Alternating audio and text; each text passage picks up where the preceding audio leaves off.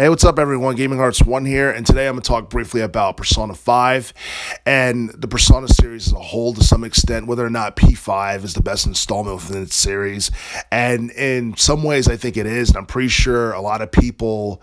online in the gaming community agrees that Persona 5 is probably the best installment within its series. And if you look at the series or the franchise itself, it's been around since 1996. And the thing is, a lot of people don't remember the first game or the second game is because it came out during the PS1 era where you had games like Final Fantasy VII, you had the Tomb Raider series, you had the Resident Evil series 1 through 3 come out on the PS1, you had Tekken, you had all that stuff that overshadowed Persona 1 and 2.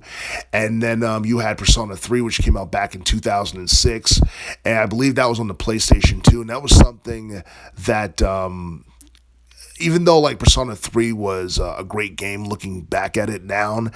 there was a lot of titles on the PS2 that people were more interested in, whether it be Grand Theft Auto San Andreas, Vice City, whether it be Gran Turismo 4. There was just a lot of stuff on the PlayStation 2 that also overshadowed Persona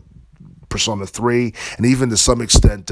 Persona 4, which came out back in 2008. But Persona 4 was still a massive commercial success, and the story was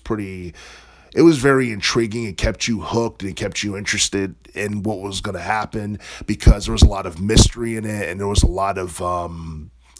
like drama that was in the storyline. And even though like Persona 4 focused on the evils of television and all that stuff, I feel like the storyline for Persona 5 is more interesting because it seems to mirror reality in the sense where like art is imitating life, because the plot is basically about I guess the Phantom Thieves and trying to expose corruption of people in power. But there's a touch of fantasy added to it because they use a smartphone app where they enter the hearts of, I guess, these corrupt men to try and change them. And then I guess the main villains is a group called the Conspiracy, who's basically trying to create their own government in Tokyo, Japan. And